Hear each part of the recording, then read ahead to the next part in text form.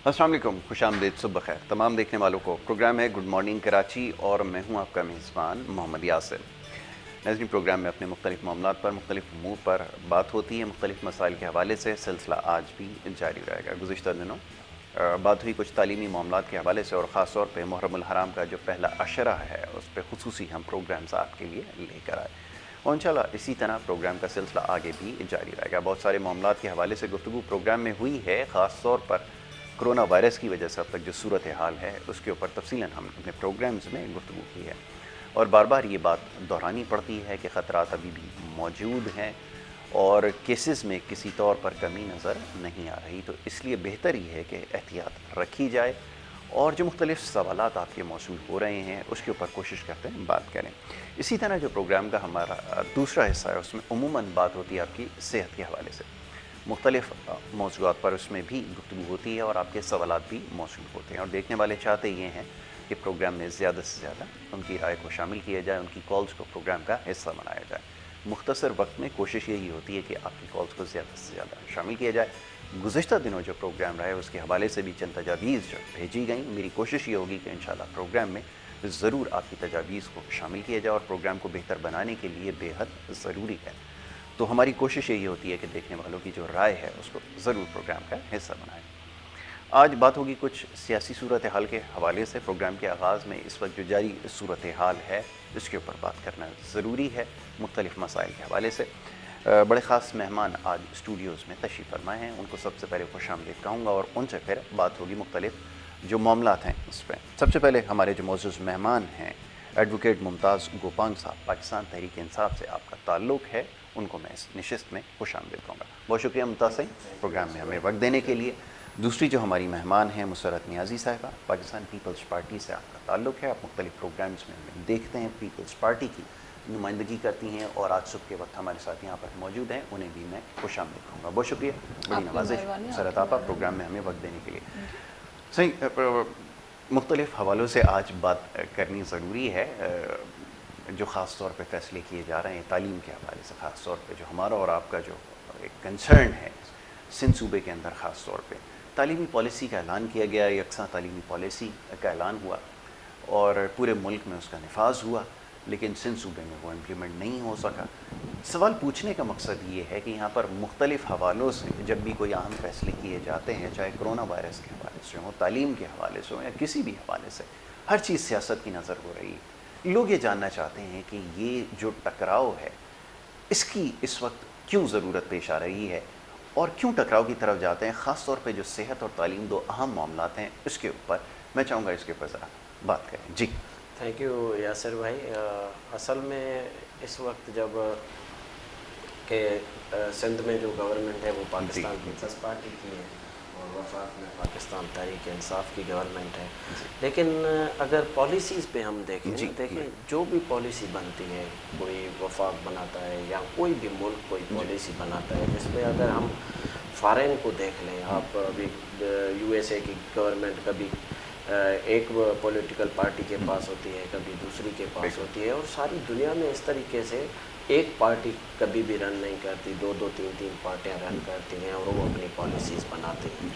लेकिन अनफॉर्चुनेटली ये कहना पड़ रहा है और बड़ी माजरत के साथ कि वहाँ पे जो सेहत की पॉलिसी है, एजुकेशन की पॉलिसी, जो मेन हेड है हमारी ह्यूमन बीइंग के हवाले से कि हमारी सारे जो हमारा मुआशरा है उसकी जो है वो वहाँ पे एजुकेशन पे होती है कि किस तरीके से उसकी ग्रोथ होनी चाहिए। तो उनके पास पॉलिसियाँ यकसा होती हैं कि वो पॉलिसी एक ही होती है, चाहे किसी भी गवर्नमेंट की कोई आ जाए।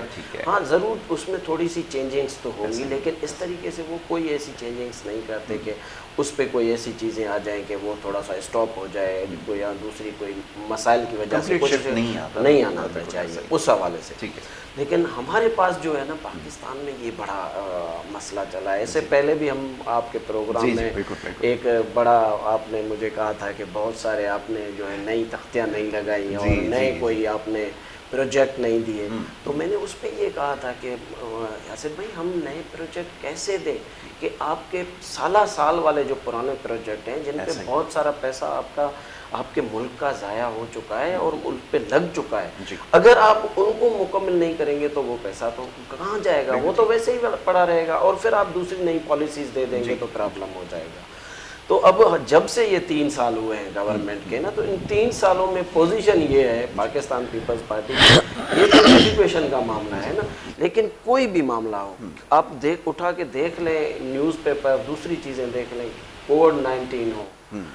अच्छा, मैं आपको 2 बड़ी चीज़ें दे रहा हूँ जो हमारे एक अच्छे प्रोजेक्ट हैं ज़बरदस्त किस्म के। एक हाउसिंग का प्रोजेक्ट जो हमने बनाया, दूसरा एहसास प्रोग्राम, ठीक है, और एहसास ये अपना सेहत कार्ड के हवाले, इंसाफ सेहत कार्ड के हवाले से। अब इंसाफ सेहत कार्ड पूरे मुल्क में चल रहा है, सवाए सिंध के। सवाए सिंध में भी थर को हमने इस वजह से दिया कि थर में बड़े मसाइल ज़्यादा थे। उसमें क्या है, उसमें इंसाफ कार्ड में 40% जो है वो गवर्नमेंट ऑफ सिंध को पे करने हैं और 60% जो है वो वफाक को पे करेगा। अब गवर्नमेंट ऑफ सिंध ने उस पर 0 मार्क कर दिया कि भाई हम तो नहीं दे रहे आपको 40%। अब इतना बड़ा 60% एक अमाउंट वहाँ से आ रहा है, तो आप 40% लगा के 60% ले लें, वो आप यहाँ के अवाम को ही फ़ायदा होगा, सिंध के अवाम को फ़ायदा होगा। 0 उन्होंने नहीं लिया। अब हाउसिंग के हवाले से ले लें, हाउसिंग के हवाले से सेम पोजीशन है, यही है कि भाई इस तरीके से बनाएंगे, इस तरीके से आप, अच्छा ऐसे नहीं कि आपको हम नहीं उसमें जो है प्रोजेक्ट्स में आपको भी उसमें हम लाएंगे, लेकिन वो भी 0% वहीं पे रुका हुआ है। कोविड-19 का वहाँ पे फैसला होता है, वहाँ पे इजलास होता है, इजलास में जो भी सारी चीज़ें फाइनल हो जाती हैं, सिर्फ जहाज़ यहाँ पे उतरता है और यहाँ पे प्रेस कॉन्फ्रेंस दूसरी हो जाती है। तो ये एजुकेशन के लिए भी अब जो पॉलिसी बनी थी, देखें ये सिर्फ वफाक ऐसे नहीं बनाता, अब जो पार्लियामानी कमेटीज़ हैं वो काम करती हैं। पार्लियामानी कमेटीज़ में कोई एक पॉलिटिकल पार्टी का आदमी नहीं होता, एमएनएस नहीं होता, टोटल पॉलिटिकल पार्टीज़ के जो है लोग होते हैं, उनकी कंसेंसस से फाइनल होता है, वो अप्रूवल होती है, फिर वो कैबिनेट में जाती है, वहाँ से अप्रूव होके आ जाती है, उसके बाद भी हमारा ना। तो ये ऐसे मेरे ख्याल में पीपल्स पार्टी की गवर्नमेंट ऑफ सिंध को इस तरीके के हरबे इस्तेमाल करके अपने लोगों का जो एक अच्छा खासा जो होने वाली चीज़ें हैं, जो अच्छा खासा हो सकता सहूलत मिलने वाली चीज़ें, वो वहाँ पे सिर्फ उस सियासत की नज़र कर देते हैं, जो बहुत ठीक नहीं। बिल्कुल ठीक है, सवाल भी यही है। अब कहाँ से शुरू किया जाए? 3 साल मुकम्मल हो गए हैं और सबसे ज़्यादा जो पाकिस्तान तहरीक इंसाफ से नाला और नाखुश नज़र आते हैं अपोजिशन में भी, वो पाकिस्तान पीपल्स पार्टी वाले हैं। फरमाइए कैसा रहा 3 साल दौर, और जैसे भी इन्होंने चंद चीज़ों की गोपांग साहब ने निशानदही की है कि उसके ऊपर हमेशा से रिजर्वेशन रहें, और अगर कोई बेटरमेंट का काम भी करने की कोशिश करती है वफाक, तो जनाब 18वीं आइनी तरमीम को बुनियाद बनाकर बहुत ज़्यादा तनकीद की जाती है। फरमाइए इसका दिफा कैसे करेंगी? देखिए, दिफा तो उन चीज़ों को किया जाता है जिसका कोई सर पाँव हो, जिसका कोई सर पाँव हो तो उसकी दिफा की बात ही नहीं है। देखिए, बात दरअसल ये है कि पाकिस्तान पीपल्स पार्टी बात करती है आवाम के लिए, हम दिफा की बात नहीं करते। देखिए, जो सही फैक्ट एंड फिगर्स होते हैं वो आवाम के सामने, हम सबके सामने होते हैं। मेरे भाई ने कहा कि जी एजुकेशन की पॉलिसीज़ तमाम सूबों में यकसा हैं और सूबा सिंध ने उसको एक्सेप्ट नहीं किया। ऐसा कुछ भी नहीं है। देखिए, एजुकेशन मिनिस्टर ने कहा, और ये किसी हद तक आप पढ़े लिखे लोग हैं, हम भी पढ़े लिखे हैं, गोपांग मेरा भाई है, वकील है, और वकालत अगर करे तो इंसाफ के तरीके से करे तो बहुत अच्छी बात होगी, एक तरफा ना करे जिस तरह इनकी पार्टी करती है। इनसे कम से कम मुझे ये उम्मीद नहीं होती है।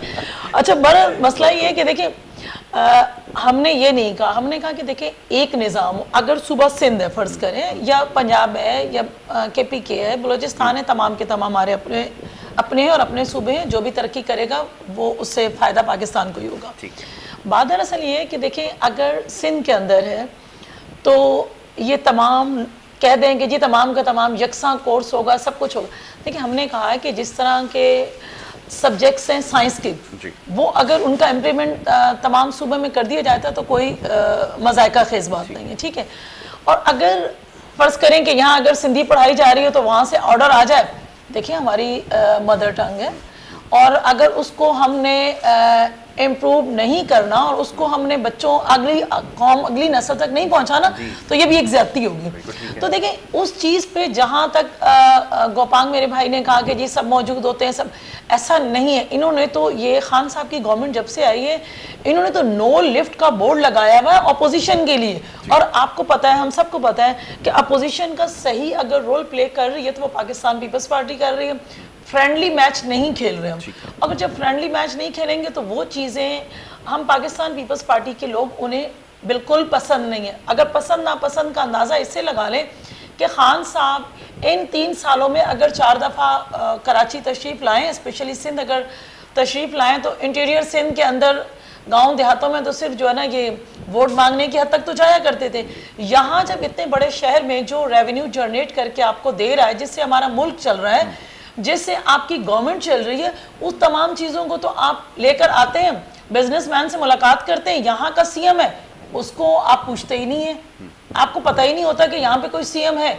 आप आते हैं गवर्नर हाउस से सीधा चल पड़े। तो देखें मामलात इस तरह नहीं होते, इख्तलाफात जो है ना सियासी होते हैं, कोई रंजिशें जातियाती नहीं हुआ करती। तो आपको चाहिए कि आप सबको ऑन बोर्ड लेके चलें। आप अगर पीएम हो, खुदारा कंटेनर से नीचे उतर आइए, तो आप सबको साथ लेके चलें तो सब आपके साथ चलेंगे। ऐसा नहीं होता यासिर कि हम अगर 3 अफराद यहाँ मौजूद हैं, आप इन्हें प्रेफर करें और मुझे इग्नोर करें तो कब तक मैं बर्दाश्त करूँगी? ऐसा नहीं होता।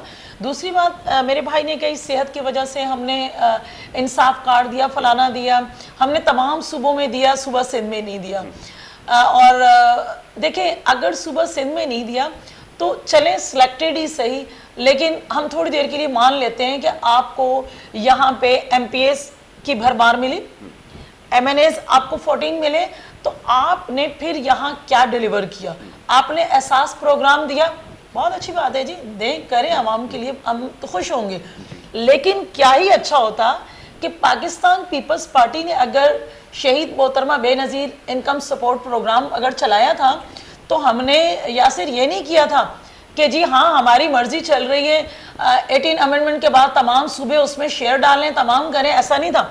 हमारे अपोजिशन के जितने एमएनएस थे या सेनेटर्स थे, तमाम के तमाम, चाहे वो हमारे अलहाक में थे, चाहे वो अपोजिशन में, तमाम को जो कार्ड वो डिस्ट्रीब्यूट किए गए वो इक्वलिटी पे किए गए, और ताकि वो अपने हलके के आवाम को दे सके। ये नहीं कहा गया कि मसरत न्याजी अगर पाकिस्तान पीपल्स पार्टी के तो इन्हें तो 10,000 कार्ड दे दिए जाएं, और गोपांग मेरा भाई अगर तहरीके इंसाफ का है तो उन्हें 200 या 300 पकड़ा के तनख्वाह दिया जाए। ऐसा नहीं है। ईमानदारी से देखिए डिस्ट्रीब्यूशन नहीं, देखिए मैं आपको बता रही हूँ, आप किस क्या कहेंगे यासिर, देखिए मैं बताऊँ आपको, आप किसी भी एमएनएस को, किसी भी सेनेटर्स को कॉल पे ले लें, कोई अगर ये कह देता है कि जी हमें नहीं मिले थे और पाकिस्तान पीपल्स पार्टी को मिले, हम उन्हें शिकायत होनी चाहिए। ठीक है जी, आपने अगर किया तो कराची से जहां इतने सारे वोट मिले, चले अपोजिशन वालों को ना देते, आप अपने एमएनएस को ही दे देते, अपने सेनेटर्स को दे देते एहसास प्रोग्राम के तहत, कि आप अपने ही हलकों में डिस्ट्रीब्यूट कर देते, तो हम समझते चलें कराची के लोगों को फायदा तो हुआ। दूसरा इन्होंने कहा कि हेल्थ कार्ड और ये सारी देखें कि तमाम चीज़ें पाकिस्तान पीपल्स पार्टी के दौर में शुरू से नाम इनको मसला था, मसला एक्चुअल में प्रोग्राम वही चल रहा है। एक्चुअल मसला नाम का था कि शहीद मोहतरमा बेनज़ीर भुट्टो साहिबा का नाम ही हटाना था, तो उसका नाम एहसास प्रोग्राम दिया गया।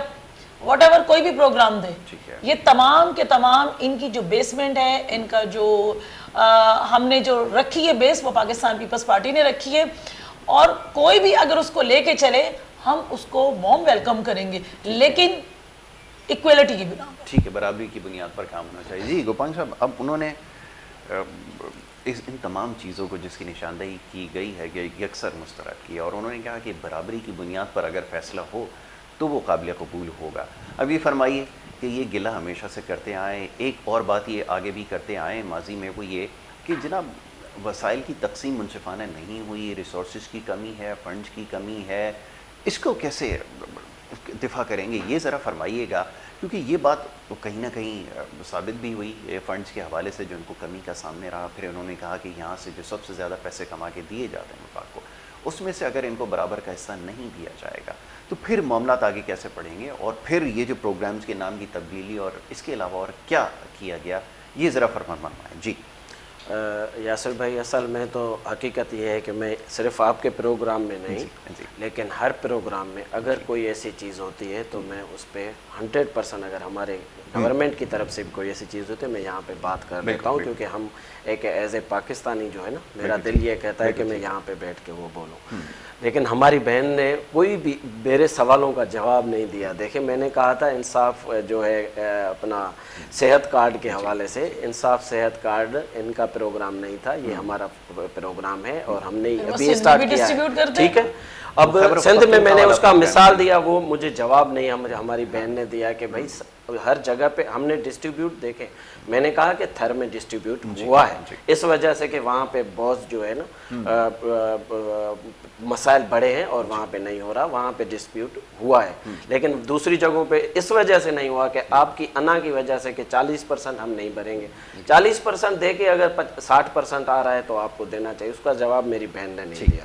दूसरा, मेरी बहन ने कहा कि खान साहब यहाँ पे भी आए हैं, सखर में आए हैं, उमरकोट में आए हैं, प्राइम मिनिस्टर होने के बाद उन्होंने हर जगह पे ये सारी चीज़ें की हैं। और दूसरा तो MNAs MPs मिलते रहते हैं, ठीक है। अब आते हैं कि भाई वो अपना एहसास प्रोग्राम के हवाले से ना कि ये डिस्ट्रीब्यूशन, मैं आपको सच बता रहा हूँ, आज एक तल्ख हकीकत है जो आप सुनेंगे तो आप हैरान रह जाएंगे। और मैं एयर प्रोग्राम पे कह रहा हूँ कि जो ये एहसास प्रोग्राम है, एहसास प्रोग्राम जब बेनज़ीर इनकम सपोर्ट प्रोग्राम था, शहीद बीबी के नाम पे शुरू किया गया प्रोग्राम, जब उसकी जेन्युइन चीज़ें जब कंप्यूटर पे आई तो भाईजान, आपको यासिर भाई पता होगा, मेरी बहन को भी पता होगा कि सेक्रेटरी लेवल के लोग जो है इनकम सपोर्ट प्रोग्राम पे पल रहे थे। और पता नहीं कोई, मेरे ख्याल में मुझे समझ कितने लोग उसमें इन्वॉल्व थे और पता नहीं क्या क्या उसमें जुल्म था, करप्शन थी। और आज मैं अपनी बहन को ये बता रहा हूँ, आप ये बिल्कुल आप ऑन एयर बोल रहा हूँ कि पूरी सिंध में उस वक्त हमारे अपोजिशन लीडर फिरदौस शमीम नकवी थे, अभी अपोजिशन हलीम आदिल शेख हैं, सारे हमारे MNAs, किसी के पास ये अख्तियार नहीं था कि एहसास प्रोग्राम का एक कार्ड दे सके, इंक्लूडिंग मी। मैं मुमताज गोपांग आज कह रहा हूँ, हमारे किसी भी बंदे के पास ये नहीं था। ये टोटली उन्होंने कंप्यूटराइज कर दिया था। टोटली उन्होंने कहा कि भाई आप उन्होंने एप्लीकेशन एक बनाई थी, उन्होंने एक नंबर बनाया था कि आप अपना कार्ड जो है हमें आप भेज दें कंप्यूटर पे, और वो कंप्यूटर छानबीन कर रहा था कि इसके पास एसेट्स क्या हैं, इसका पासपोर्ट बना हुआ है, इसके नाम रजिस्ट्रेशन क्या है, इसका कोई दूसरी चीजें हैं, कोई मिल्कियत है रजिस्टर्ड है, कोई बाइक रजिस्टर्ड है। जिसके पास बाइक थी उसके पास भी वो नहीं आ रहा था कि ये बाइक यूज कर सकता है, इसका मकसद है कि ये इसके लिए अहल नहीं है। तो ये ट्रांसपेरेंसी है पाकिस्तान तहरीक इंसाफ की।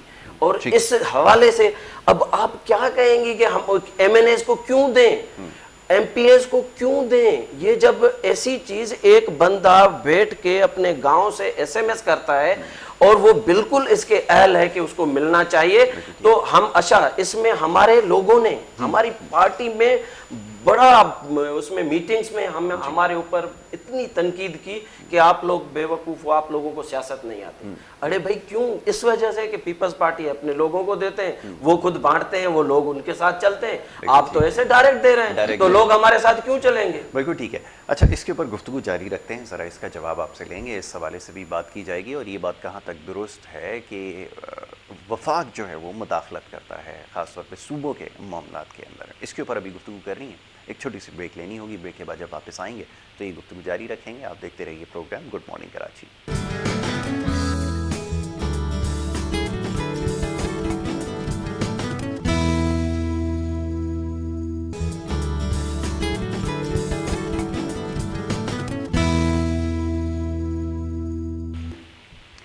प्रोग्राम में आपको एक दफ़ा फिर खुश आमदीद कहेंगे। ब्रेक पे जाने से पहले जी, सियासी मामलात के ऊपर गुफ्तगू हो रही थी, किसने कितनी अपनी ज़िम्मेदारी पूरी की है, और ये जो 3 साल दौर हुकूमत रहा है तहरीक इंसाफ का, इसके अंदर अब तक क्या कामयाबियाँ हासिल हुई हैं। गोपांग साहब ने चंद एक चीज़ों की यहाँ पर निशानदेही की, जो हमारे मौजूद मेहमान हैं, कि माजी में जो तरक्याती कामों के नाम पर जो प्रोजेक्ट जिनका आगाज़ किया गया था वो नामुकम्मल थे।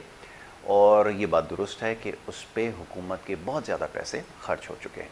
अगर वो पाए तकमील तक नहीं पहुँचेंगे तो यकीनन उनको बीच में छोड़कर नए प्रोजेक्ट का आगाज़ करना, ये यकीनन एक फ़ैसला ऐसा होगा जिसको कदर की निगाह से नहीं देखा जाएगा। बहरहाल सिंध के अंदर जो कुछ होता रहा है उसके ऊपर भी कुछ देर पहले यहाँ पर गुफ्तगू हो रही थी कि विभाग जो फैसले करता है उसके ऊपर सिंध अमल दरामद नहीं करता, अपने रिजर्वेशन हमेशा से रखता है। तो ऐसा क्यों है और सिलसिला कब तक जारी रहेगा? क्योंकि सिंध सूबे की तरक्की के हवाले से अगर बात की जाए, सेहत का मसला हो, तालीम का मसला हो, ये बहुत सारे ऐसे एरियाज़ हैं जिसके ऊपर बहुत सारे सवाल अभी भी मौजूद हैं। मुसर्रत नियाज़ी साहिबा पाकिस्तान पीपल्स पार्टी से यहाँ तशरीफ़ फरमा है, उनसे हम गुफ्तगू कर रहे थे और उनसे ये बात हो रही थी। जी अब ये फरमाइए देखिए कि बार बार जो 18वीं आईनी तरमीम की बात होती है, जब सूबे के मुफाद में कोई चीज़ होने जाती है तो पीपल्स पार्टी हमेशा ये चीज़ इसकी निशानदही करती है कि 18वीं आईनी तरमीम जो महदूद करती है वफाक को, सिंध हुकूमत को या मौजूदा हुकूमत जो भी सूबे के अंदर है उसके पास इख्तियारात कुल हैं, वो चाहे तो डिलीवर करे, आप हमें बस पैसे दें, बाकी जो भी चीज़ होगी वो हमारे तवस्सुस से होगी और हमारे तय होगी। ये फरमाइए ऐसा क्यों है? नहीं देखिए, ये चीज़ बताऊँ यासिर, ऐसा कभी भी नहीं हुआ कि आप हमें पैसे दें। और ये बात जो है ना बिल्कुल बड़ी बचकाना सी लगती है कि कोई भी प्रोजेक्ट अगर कई दफ़ा जब पीएम साहब ने कहा है तो सीएम साहब ने कहा है, सीएम सिंध ने कहा है कि हम वार्म वेलकम करते हैं, आप कोई भी काम करें हम उसके लिए तैयार हैं। ठीक है, कभी नहीं कहा, क्योंकि देखिए अगर दोनों पार्टीज वफाक और सूबा सिंध एक पेज पर आकर काम करते हैं तो उसका फ़ायदा यकीनी तौर पर आवाम को होता है और वो बेहतर अंदाज से। लेकिन यहाँ एक दिन देखिए, स्टार्टिंग में जब खान साहब आए, मैं छोटी सी एक बात कहूँगी, जब स्टार्टिंग में खान साहब आए तो 162 अरब का शोशा छोड़ के चले गए।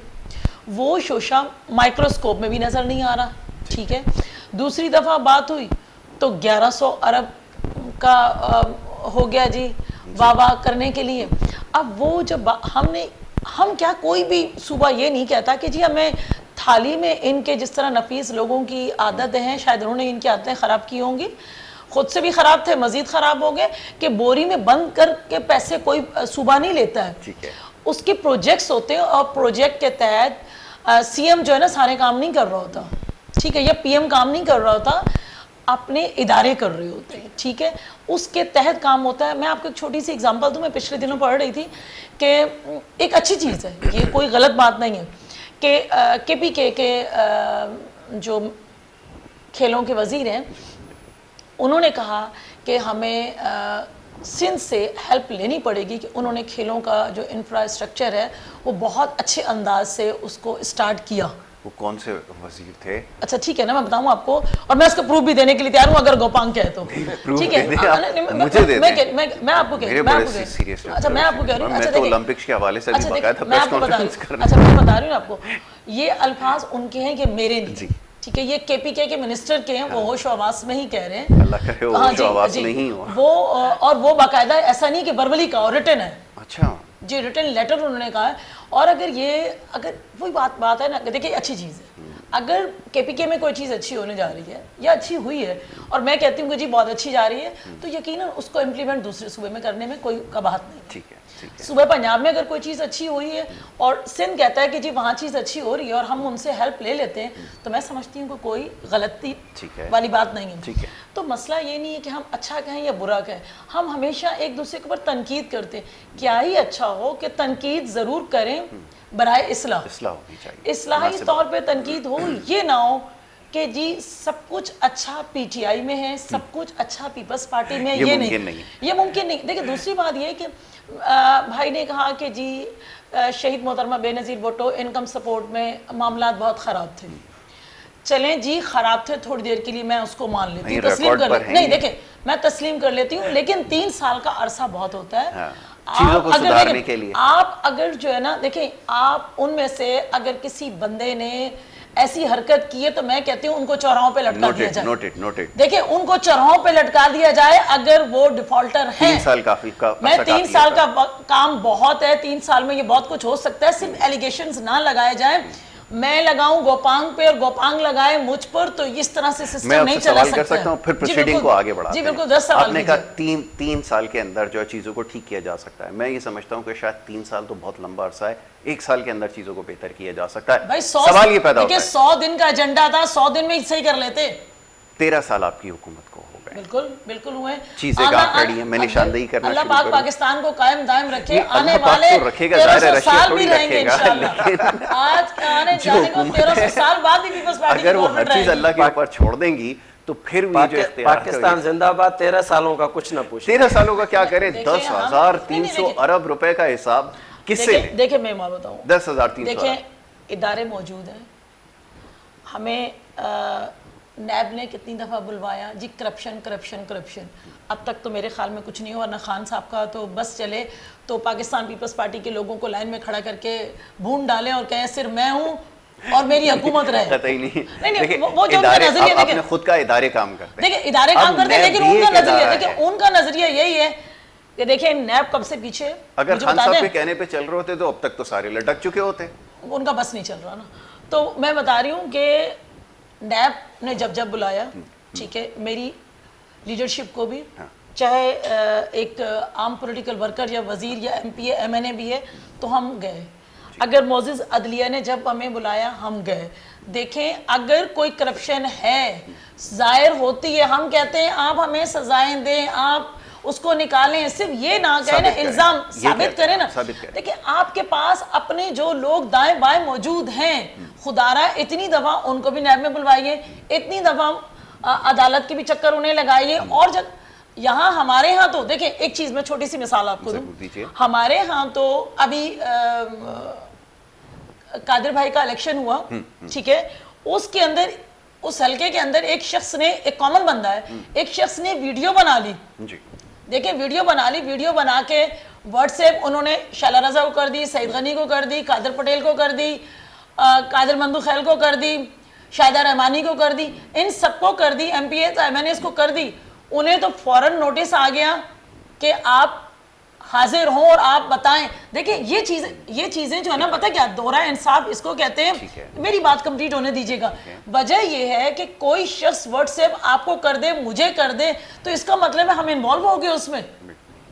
मकसद ये ख्याल में दोहरा म्यार नहीं होना चाहिए। बिल्कुल, एक स्टेट एक साइड पे चले, सड़क के दो रास्ते मत बनाए, सड़क एक है, रास्ते आप उसको दो मत ले, जब सीधी जा रही तो सीधी जाए। वो ये जो एहतसाब का मामला है ये एक तरफा है, बिल्कुल है, और ये जानिबदाराना है, ऐसा ही आप बिल्कुल ऐसा ही है, बिल्कुल ऐसा ही है। लेकिन अब सवाल ये पैदा होता है ना कि ये तो चले मामला अभी आप सामने आ गए, लेकिन वो जो कुछ होता रहा 13 सालों के अंदर, अब तो हक बजाने में लोग भी सवाल करने जी, मैं 13 साल का जवाब आपको देती हूं। मैं आपको पहले मैं गोपांग साहब से राय दूंगा, आप उनकी तरफ बॉल जाने नहीं दे रहे। मैं नहीं, बॉल तो जाने कैसे दूंगी, बॉल उनके पास जा ही नहीं सकती हूँ। अच्छा चले, देखिए 13 साल का मसला मैं एक जुमले में कह देती हूँ। अगर एक 13 साल का है, अगर फर्ज करें 2013 में गवर्नमेंट हमारी थी, मैं एग्जाम्पल दूं, 2013 में हमारी थी, तो फिर 2013 के बाद 18 का अगर इलेक्शन हो रहा है, तो मतलब है आवाम हमें रिजेक्ट करती ना, उससे ज्यादा वोट हमें मिलकर, उससे ज्यादा हमें एमपीएस दोबारा ज्यादा मिले। तो मैं भी सोचता हूँ, ये तो मैं भी अक्सर तनाई में बैठ के सोचता यही हूँ। तनाई में नहीं, मेरे सामने भी सोचिए, मुझसे पूछिए। गोपांग जी सवाल करता हूँ, सही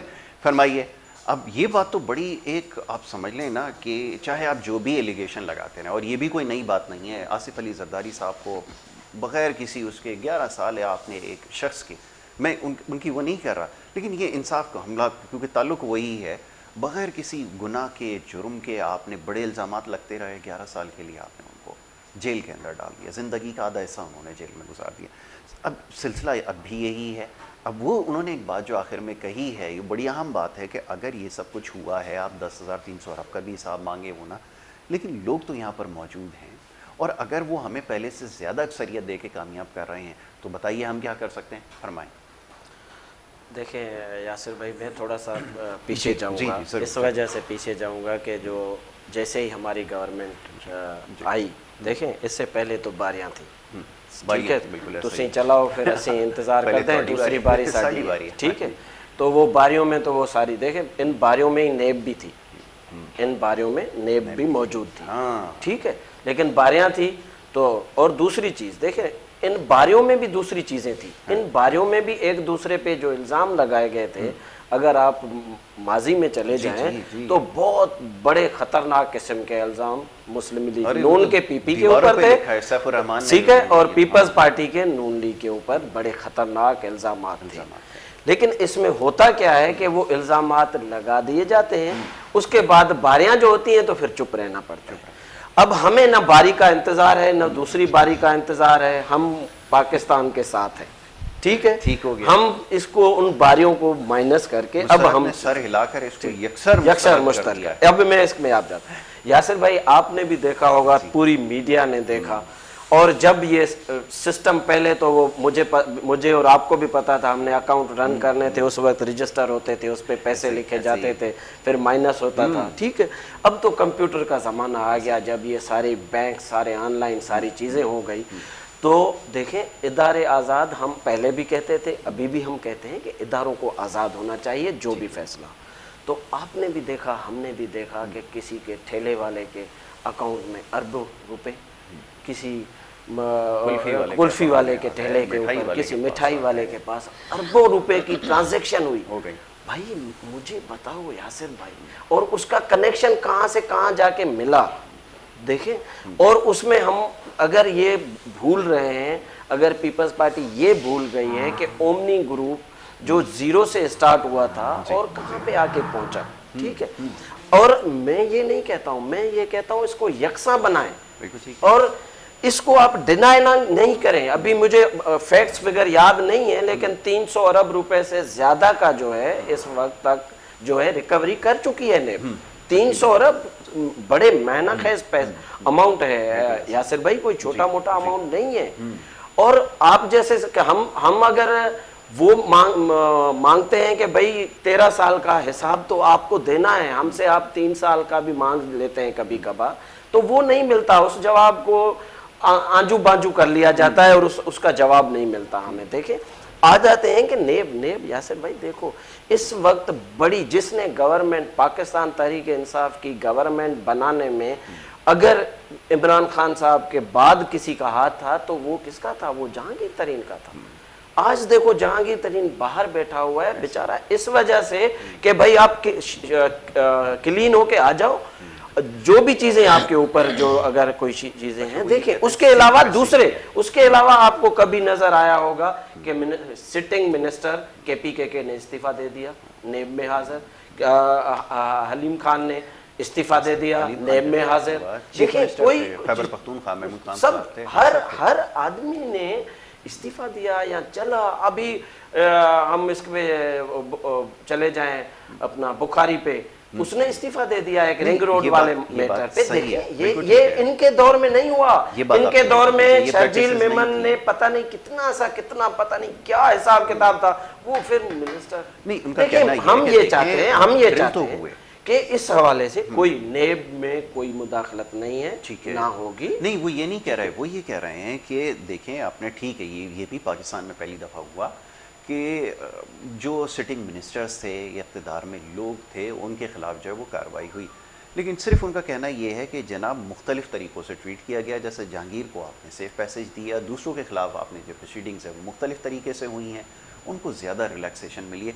ये एक पॉइंट ऐसा है जिसके ऊपर अपोजिशन ज़्यादा वो करती है। बहरहाल आखिरी जुमला मैं ले लूँ, वक्त ख़त्म हो गया, वहाँ से मुझे कॉल आ गई है ब्रेक की कि ये सेगमेंट ख़त्म करना है। जुमला आखिरी हदिया कर दीजिए।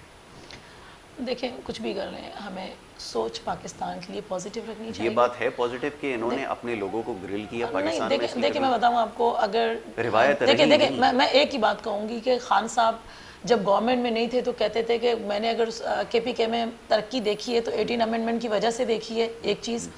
दूसरी वजह यह है कि कहते थे कि मैंने एक शुगर पे और गंदम पे और इन चीज़ों पे मैंने एक बनाया है अपना, जी मैंने एक कमेटी बनाई है और जो फैसला होगा, आज तक उस कमेटी का कोई फैसला नहीं हो सका। ये मतलब मोहब्बत है और यकतरफा है। और कह रहे थे अलीम आदिल शेख जो है ना, उनकी ATM मशीन्स थी, साइड में नहीं बैठे हुए मेरे भाई, उनको सेफ साइड रखा गया। कोई और होता ना इतनी करप्शन करने पर तो कहीं और होता, वजीर आजम के साथी थे इसलिए सेफ है। चले ये इल्जामात लगते रहेंगे एक दूसरे के ऊपर और इसका दिफा इनको करना पड़ेगा। बहरहाल मुसरत नियाज़ी साहिबा बहुत शुक्रिया, बड़ी नवाजिश। गोपांग साहब thank you so very much, बहुत शुक्रिया आपकी भी। कि आपने कीमती वक्त दिया प्रोग्राम में, हमारे साथ यहाँ पे शरीक हुए। ये पहला हिस्सा था। अब एक ब्रेक की तरफ जाएंगे और ब्रेक के बाद जब वापस आएंगे तो प्रोग्राम का दूसरे हिस्से का आगाज़ करेंगे। आप देखते रहिए प्रोग्राम गुड मॉर्निंग कराची।